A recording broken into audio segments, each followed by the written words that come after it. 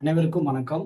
இன்னைக்கு நாம பார்க்க வேண்டிய டாபிக் என்னன்னு பார்த்தீங்க அப்படின்னா, தமிழ்ல அதாவது திருக்குறள் அப்படிங்கிற டாபிக் பார்க்க போறோம். 20 அதிகாரத்துல ஒரு அதிகாரமான கூடா ஒழுக்கத்தை பத்தி நம்ம ஒரு எளிமையான முறையிலும், அதே மாரி அந்த திருக்குறள்ல எப்படி ஸ்டார்ட் ஆக போகுது அப்படிங்கிறத ஒரு ஷார்ட்கட்டோட நம்ம பார்க்கலாம். ஓகேங்களா? சரி வாங்க. கூடா ஒழுக்கம். கூடா ஒழுக்கம் அப்படின்னா என்னன்னா, மனசுல ஒரு நல்ல ஒழுக்கங்கள் தான் இருக்கணும். ஒரு தீய ஒழுக்கங்கள் இருக்கக்கூடாது. அதுக்குதான் கூடா ஒழுக்கம்னு சொல்லுவாங்க. ஓகேங்களா? தீய ஒழுக்கங்கள் நம்ம மனசுல நம்மளுடைய உள்ளத்துல இருக்கக்கூடாதுங்கிறது தான் இதோடைய அர்த்தமே. ஓகேங்களா? இப்ப இந்த இந்த அதிகாரத்த வச்சு எப்படி திருக்குறள ஸ்டார்ட் பண்ணலாம் அப்படின்னு பார்த்தீங்கன்னா, ஃபர்ஸ்ட் திருக்குறள் எப்படி ஸ்டார்ட் ஆகுது பார்த்தீங்கன்னா, கூடா ஒழுக்கம்னா என்ன சொல்ட்டேன்? வஞ்சகம் மனசுல இருக்கக்கூடாது. அப்ப வஞ்சகம் என்னது? ஒரு தீய ஒழுக்கம். அதாவது தீய பழக்கம் அப்படின்னு சொல்லுவாங்க. அப்ப பாருங்க நம்ம ஃபர்ஸ்ட் திருக்குறள் எப்படி ஸ்டார்ட் பண்றாங்க பாருங்க. கூட ஒழுக்கம்னா வஞ்சகம் இருக்கக்கூடாது. பாருங்க வஞ்சகம், வஞ்சம், வஞ்சகம் உன்னுடைய மனசுல ஒரு ஒழுக்கமா படிஞ்சிடக்கூடாது. படிஞ்சிருச்சு அப்படின்னா உன்னை பார்த்து வெளியில இருக்கிறவங்கன்னா சிரிக்கணும் அவசியம் இல்லை.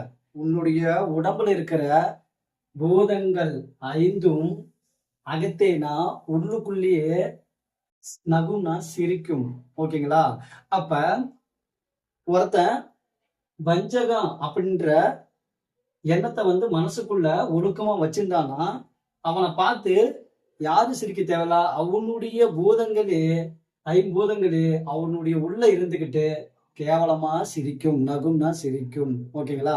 இதாங்க. அப்ப கூடா ஒழுக்கத்திலிருந்து எப்படி இந்த திருக்குறள் ஸ்டார்ட் பண்ணலாம் பாருங்க. கூடானா வஞ்சகம்.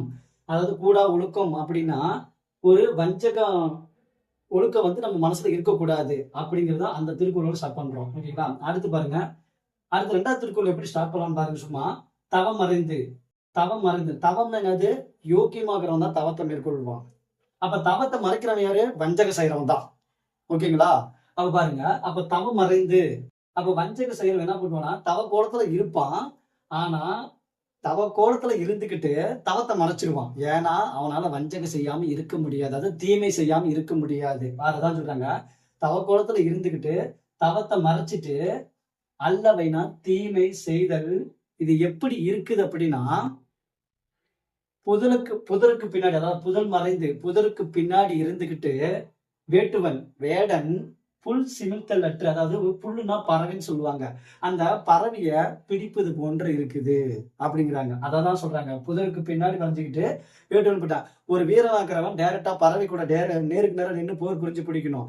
ஆனா அவன் என்ன பண்றான் அப்படின்னா, அந்த பறவை பார்த்துட்டு உனக்கு நான் இரை போடுறேன்னு சொல்லி வெளி தோற்றத்துல நல்லவனாட்ட காட்டிட்டு உள்ளுக்குள்ள வஞ்சகம் வச்சுட்டு இருந்துக்கிற அந்த வேட்டுவன். அதுதான் அந்த பறவை பிடிக்குது. இதே பாருங்க. இது குரூப் 4ல கொஸ்டின்ல கூட புல் அப்படின்னா பறவை, அதனுடைய சவுண்ட் சிமிழ்க்கும். இந்த வார்த்தை பார்த்தீங்கன்னா கூட உங்களுக்கு சிமிழ்க்குன்னு போட்டிருப்பீங்க. ஓகேங்களா? அப்ப இதுக்கான ஷார்ட்கட் பாருங்க. தவத்தை மறைச்சிட்டு பண்றவன் யாரா இருப்பான்? வஞ்சக செய்யறவனா தான் இருப்பான். அப்ப கூடா ஒழுக்கங்கிறதுக்கு என்ன சொல்றான்? வஞ்சக மனசுல இருக்கக்கூடாதுங்கிறதா சொல்றாங்க. ஓகேங்களா? அடுத்து பாருங்க. நெஞ்சில் துறவார் துறந்தார் போல். அதாவது நெஞ்சில துறவார் துறந்தார் போல் வஞ்சித்து வாழ்வாரின் வன்கனார் இல் அப்படின்னா, நெஞ்சில் துறவார் துறந்தார் போல் அப்படின்னா மனசுக்குள்ள ஆசையை துறக்கவே முடியல. ஆனா வெளியில துறந்தார் போல் சொல்றாங்க. அப்ப பாருங்க ஷார்ட்கட் பாருங்க. கூடா ஒழுக்கம். நெஞ்சில ஆசை துறக்க முடியல. ஆனா துறந்தார் போல நான் விட்டுட்டேன் அப்படின்னு சொல்லிட்டு பண்றவன் யாரா இருப்பான்? வஞ்சித்து செய்யறவனா தான் இருப்பான். அந்த வஞ்சக செய்யறவன் மட்டும்தான் அந்த வேலையை செய்வான்.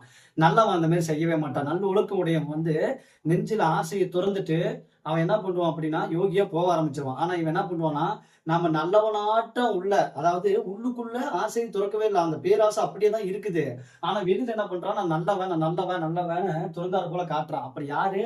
அந்த மாரி வஞ்சித்து வாழ்றான் பாத்தியா?